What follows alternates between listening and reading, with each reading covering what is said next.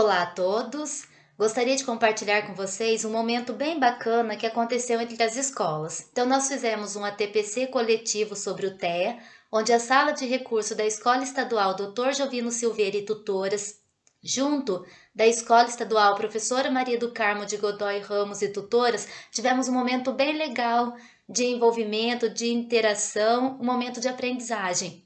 Ambas escolas são de Serra Negra e esse encontro ele aconteceu no dia 3 de novembro de 2020. E nós conversamos um pouquinho sobre o que é o autismo, as causas, tratamentos e atividades. Vou me apresentar. Sou a Marília Ferreira de Lima, sou graduada em Pedagogia, pós-graduada em Psicopedagogia Clínica Institucional, também pós-graduada em Gestão Educacional e Práticas Pedagógicas e também pós-graduada em Educação Especial e Inclusiva. Atuo na Sala de Recurso da Escola Estadual Dr. Jovino Silveira e atuo também na Rede Municipal de Águas de Lindóia, também com alunos TEA. O que é o autismo? Então, segundo o Manual Diagnóstico 5 de 2013, autismo é o nome técnico, o oficial é o TEA, transtorno do espectro autista. O que é esse espectro? Ele é um conjunto. Então, é um transtorno do conjunto autístico. É uma condição de saúde caracterizada por dois prejuízos diagnósticos, sendo eles déficit na comunicação social, é a socialização e a comunicação verbal e não verbal. É quando aquela criança ela não se interage e ela não se comunica de forma alguma. E temos o déficit comportamental, interesse restrito e movimentos repetitivos. No interesse restrito, nós temos os estereótipos. Esses estereótipos, eles podem ser vocal ou motor. Então, o estereótipo vocal é quando aquela criança, ela vai fazer um determinado som, um determinado barulho durante várias vezes ao dia. E o estereótipo motor são os movimentos. Então, ela pode fazer o mesmo movimento várias vezes ao dia ou apresentar assuntos de interesse. Tem alunos que podem falar de carro, de jogos, de sistema solar, de dinossauros. Cada um vai apresentar aí um assunto de interesse. Além dos dois critérios diagnósticos citados, nós temos 3 condicionantes, que são eles: deve aparecer na primeira infância. Então, crianças autistas, elas apresentam algumas características diferenciadas. Muitas delas não mantêm o contato visual nessa primeira infância, muitas não engatinham, elas cortam essa fase, andam com a ponta do pé ou começa um processo de linguagem e num determinado tempo ela para de se comunicar, para com a linguagem oral. E são aspectos que devem aparecer na primeira infância, porque ou nasce autista ou não nasce. O autismo, ele não se adquire. O segundo tópico é ser clinicamente significativo. Como que funciona? É eu saber qual é o prejuízo ou a dificuldade dessa criança, para eu poder dar a ajuda que ela vai precisar. Porque cada criança autista tem um nível. Então, nós temos o nível 1, temos o nível 2 e temos o nível 3. E de acordo com cada nível é que nós vamos dar o suporte que ela precisa. E por último, é preciso que não seja melhor explicado por deficiência intelectual ou atraso no desenvolvimento, porque nem todo autista apresenta deficiência intelectual e nem todo autista apresenta atraso no desenvolvimento. E que atrasos que seriam esses? Seria a dificuldade da linguagem, compreensão de fala, o desempenho físico e a questão da habilidade de interação.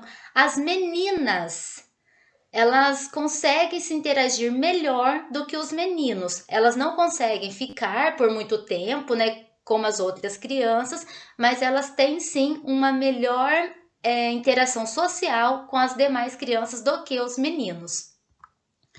Então, os prejuízos, eles não têm nada a ver com o nível da gravidade do sintoma, mas sim com a necessidade de ajuda que essa criança vai precisar.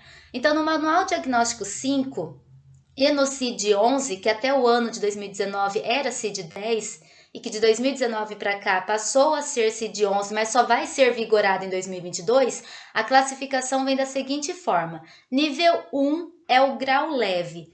precisa de pouca ajuda. E quem é esse nível 1? São os alunos Asperger, que vão conseguir acompanhar a sala, vão conseguir se desenvolver, porém vai ter um momento ali, algum conteúdo que vai precisar de uma tutoria, de um apoio para eles poderem se desenvolver. É pouca ajuda, mas eles vão precisar. Nível 2 é o grau moderado. Ele precisa de muita ajuda, ou seja, uma ajuda substancial. E essa ajuda, ela varia de criança para criança. Pode ser uma ajuda de longo prazo, pode ser uma ajuda, como fala, para o resto, né? Para o resto da vida. Vai depender muito de criança para criança. E quem é esse aluno nível 2?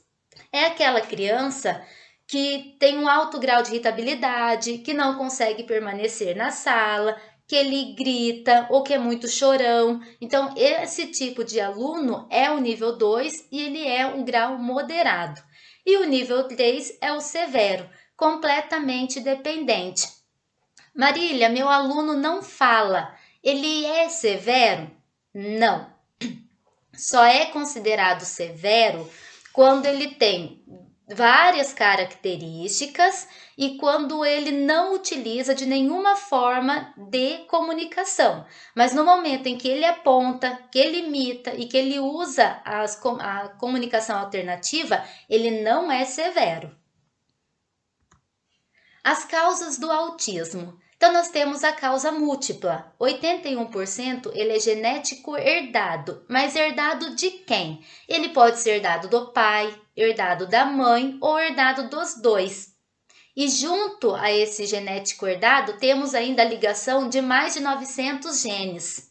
18% é genético não herdado. E como que acontece? É o fator idade dos pais. Então, estudos mais recentes mostraram que os pais acima de 35 anos, eles têm uma grande perda de material genético, e isso faz com que haja uma mutação com relação a essa criança. Todos nós passamos por mutações dentro do útero. É uma mutação normal, é muito, né, é normal porque nós desenvolvemos, só que no autismo acontece de forma diferente, acontece uma mutação de novo ou mutação somática, devido a essa perda de material genético dos pais. E de 1 a 3% é causa ambiental, ainda dentro do útero.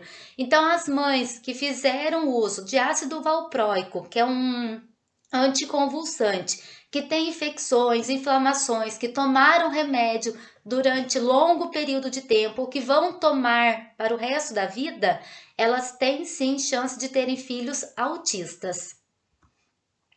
E tem algum tratamento específico para o autismo? Há uma receita pronta? Não. Os estudos mais recentes mostram que as práticas de intervenções com embasamento são as que mais funcionam. E que práticas são essas? Então, nós temos aí uma pirâmide com vários estudos, níveis de evidências, foram várias pesquisas relacionadas sobre o que dava certo e o que não dava. Nós terminamos aí no topo da pirâmide, tem revisões sistemáticas. Acima da revisão sistemática, nós temos a meta-análise. A meta-análise, ela veio mostrar para a gente que, de acordo com os estudos levantados, foi possível diagnosticar melhores práticas para se trabalhar com pessoas autistas, e sendo estas a intervenção em aba, a terapia cognitiva e a terapia comportamental.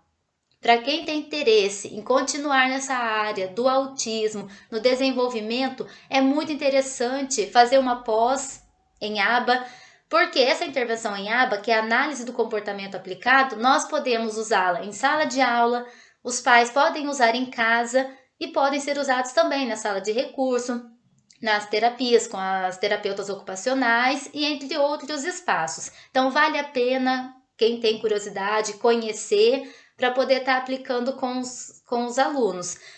Dá para retirar alguma atividade do aba no Google e aplicar? Não. Ele tem uma sequência, ele tem uma proposta por trás dessas atividades que estão sendo pedidas. Então, não dá para pegar uma atividade e aplicar sem saber qual é o objetivo daquilo. Então, para quem tem curiosidade, vale a pena dar uma estudada, dar uma lida sobre o que é o ABA, como que acontece, porque ele é bem bacana e não é só para o autismo, eles também usam para a questão da deficiência intelectual. Ajuda muito e teve vários estudos por trás dessas evidências, então é bem bacana conhecer. Então nós vamos falar um pouquinho agora sobre o currículo, flexibilização curricular e adaptação curricular. O que é o currículo? Então o currículo, a grosso modo, ele é um norteador do processo educacional. Então nós temos o nosso currículo, que é o currículo paulista, pautados de competências e habilidades. E junto do currículo, nós temos a BNCC, que em especial nós vamos trabalhar as 10 competências socioemocionais. O currículo é um currículo único, mas nós temos a autonomia para flexibilizar ou adaptar quando necessário. Então, eu vou dar exemplos práticos do que é a flexibilização curricular. Flexibilização é quando eu tenho um aluno de 10 anos no 5º ano, onde ele acompanha a sala, só que ele está com uma dificuldade no conteúdo de divisão. Então, ele sabe adição, ele sabe multiplicação e ele sabe a subtração. O que pega é a divisão. Então, eu vou flexibilizar esse conteúdo para ele. Então, eu vou começar do zero. Ele vai distribuir bala para os amigos, ele vai fazer pela caixinha, pela estimativa, pela decomposição. Eu vou dar parâmetros para esse aluno entender o processo da divisão. Então, isso é flexibilizar. É quando ele consegue acompanhar a sala, só que tem dificuldade num único conteúdo, nesse caso, conteúdo divisão, disciplina matemática. A adaptação curricular, ela é diferente. É quando eu tenho um aluno de 10 anos, ele está no 5º ano e ele não está nem alfabetizado. Como que a professora regente vai estar falando lá na frente da sala sobre palavras terminadas em ESA, ESA e ESA, EZA. E eu trabalhando com o meu aluno uma outra questão. Posso falar para ele, perguntar quais palavras terminam com ESA? Posso perguntar isso para ele. Se ele vai saber, não sei. Pode ser que sim, pode ser que não, como das muitas vezes. Só que eu posso perguntar isso para ele, porque o meu foco é a alfabetização. Então, o meu currículo vai ser todo adaptado para a alfabetização desse aluno. Por isso que é importante ter um PEI com todos os objetivos, com todas as propostas, para trabalhar o que eu quero trabalhar com esse aluno, o que eu preciso trabalhar com esse aluno. Então, isso é adaptação curricular. Como exemplo mais flexibilizado, eu peguei uma atividade do ler e escrever do 2º ano, é a atividade 11B, que estava sendo pedido. Faça uma lista com alguns animais que você conhece. Mas vamos supor que nesse dia nós temos um aluno, ele é nível 2, e ele foi de manhã para a sala de recurso, ele foi ao dentista com a mãe, ele teve que almoçar muito correndo, ele chegou chorando, na escola está chorando demais, ele está muito agitado, ele não queria ter ido para a escola naquele dia. E logo a primeira atividade do dia é para fazer uma lista de palavras, uma lista de animais que ele conhece. Ele vai deixar de fazer? Não.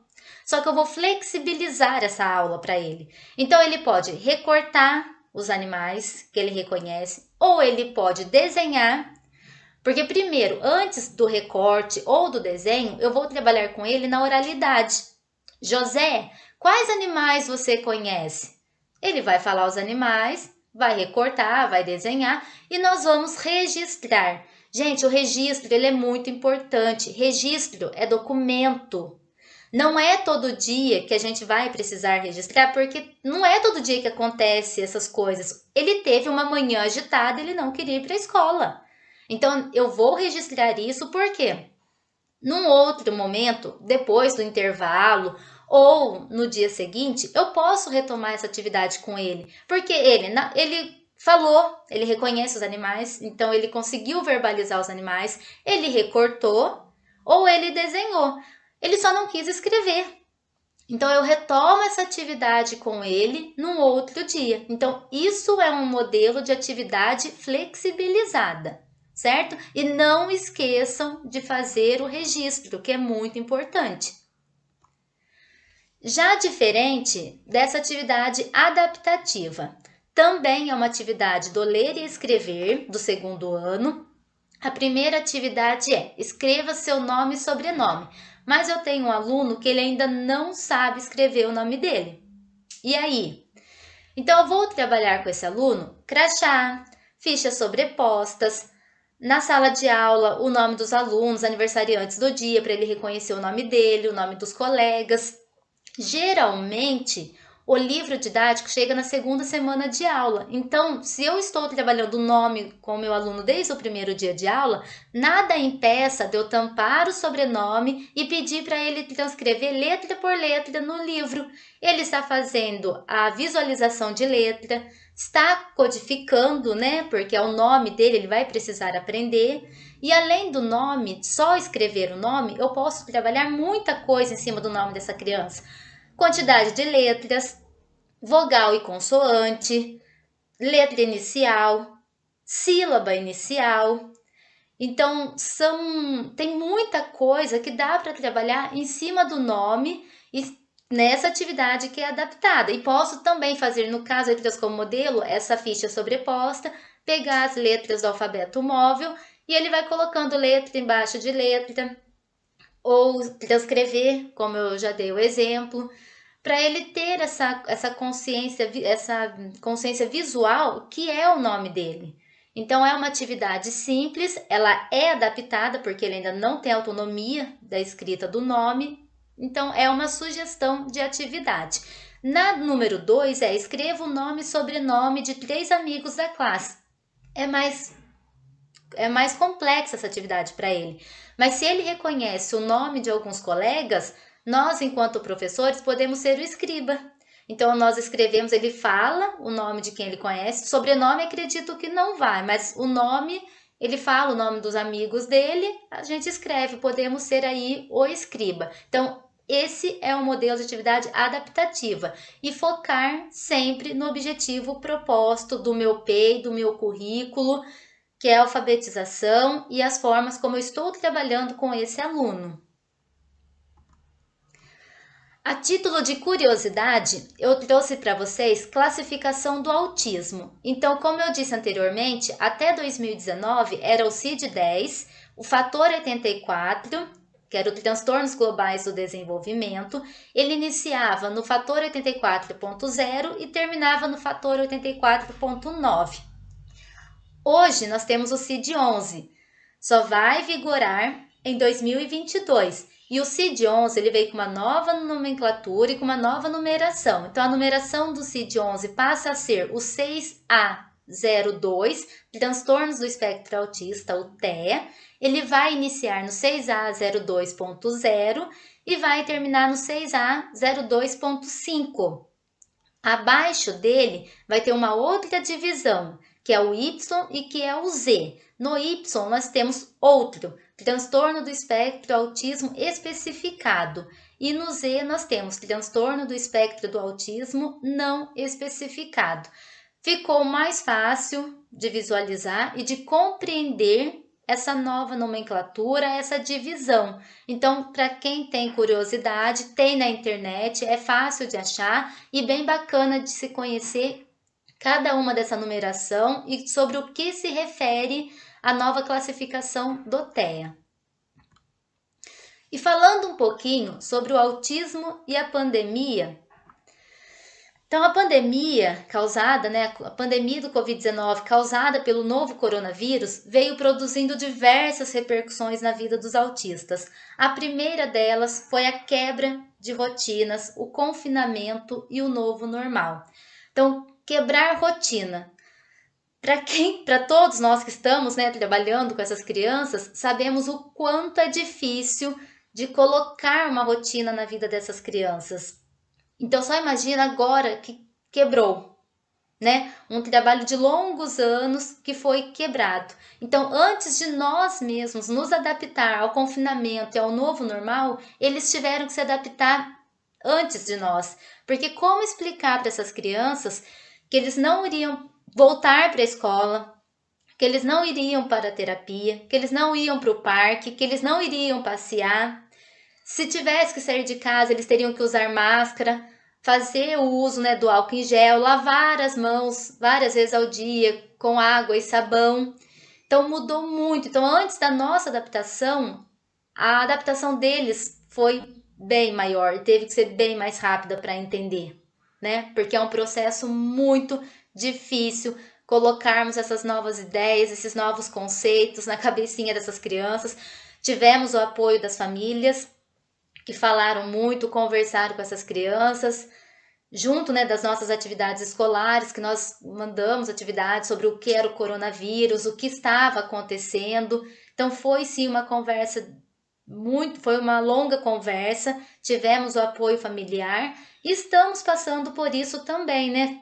Porque ainda estamos isolados, ainda estamos nesse confinamento. Voltar às aulas não sabemos como vai ficar, mas estamos aqui fazendo conforme, né? Conforme dá para a gente fazendo, vamos criando e recriando a todo momento. O autismo, ele é grupo de risco? Não. Só por falar que é autismo, não. Quem seria o grupo de risco? São aquelas crianças com condições de saúde crônica, com baixa imunidade, com condições neurológicas e saúde debilitada. Essas são as crianças do grupo de risco. E quanto às terapias online e offline? Será que estão acontecendo essas terapias além das salas de recurso? Será que as terapeutas ocupacionais, os outros tipos de terapia que essas crianças estavam fazendo, será que eles estão tendo esse acompanhamento agora na pandemia? Porque tá todo mundo cansado, tá todo mundo criando e recriando a todo momento. Então nós não estamos deixando de fazer. Só que também não sabemos como está acontecendo, né? Porque às vezes só tem um único aparelho celular ou um único computador em casa, então tem toda essa questão familiar envolvida. Então não dá para a gente saber, mas nós estamos sim fazendo nossa parte e vamos ver como que vai ficar. Quanto à educação e ensino remoto, paramos, né, com o presencial, tivemos que fazer essa questão do ensino remoto, o ensino híbrido. Estamos com as nossas atividades, mas agora para o quarto bimestre, vamos mais devagar, vamos prezar a qualidade e não a quantidade. Ah, Marília, mas na minha escola pede 10 atividades, nós vamos mandar 5. Gente, eles estão cansados. Então foram muitas mudanças durante esse ano, muitas adaptações em casa, muita conversa, muita mudança mesmo, rotinas diferenciadas. Então agora vamos pegar mais leve. Vamos agora terminar esse ano, terminando esse ano mais light, para daí darmos início no próximo ano, de que forma que vai acontecer, se vai acontecer no presencial, se vamos continuar nesse ensino híbrido. Então vamos aguardar, mas vamos tirar um pouquinho o pé do acelerador, porque tudo isso gera ansiedade tanto para eles quanto para nós, né? Questão de medicação, será que os alunos eles estão medicados? Ah, mas ele não está indo na escola, mas será que está tomando remédio? Será que não está? Né? Então há toda aí uma conversa, há todo um processo que a gente ainda não sabe como que está acontecendo entre as famílias, mas vamos pegar mais leve e aguardar o que será de nós em 2021.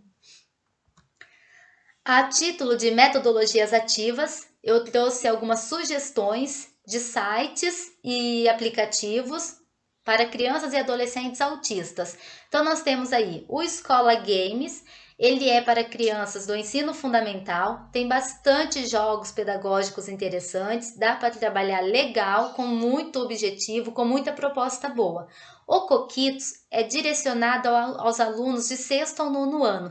Também encontra todas as disciplinas, é bem bacana, muito gostoso de jogar e eles gostam, né? Então isso que é o mais legal, que ele é um jogo online e tem todas as disciplinas. O Jade, o ABC Autismo e o Livox são aplicativos. Então, o JAD, ele dá para a educação infantil e até o 2º ano do ensino fundamental. Tem bastante também atividade legal, tem questão de rotina, tem compras, tem cores, tem números. Ele é bem diversificado, é legal também para a alfabetização. O ABC Autismo, ele é mais educação infantil. Então, é os cuidados, higienizar, é a parte da higiene, é a questão de roupas. Então, ele é legal também, só que ele é bem infantil mesmo. E o Livox eu ainda estou conhecendo. Vi que dá para trabalhar com adolescentes, é um aplicativo muito bacana. Então, ainda estou conhecendo, mas eu já gostei sim. Além de serem aplicativos, dá para transformar em atividades. Tem muita coisa que nós podemos aproveitar e mandar como atividade para casa. Eu achei bem bacana e dá para aproveitar sim. Então, antes de encerrar, eu gostaria de agradecer vocês pela atenção, pelo nosso momento aqui de interação. Gostaria de agradecer a PCNP Raquel, que me fez esse convite, eu fiquei muito feliz e espero ter acrescentado para vocês informações. Se alguns conheceram, reforcei, aqueles que não conheceram, então fica aí como conheceram, né? Conheceram o assunto, espero ter ajudado e estou à disposição. E vou encerrar com uma frase que eu gostei muito. As flores de amanhã nascem das sementes de hoje. Obrigada a todos.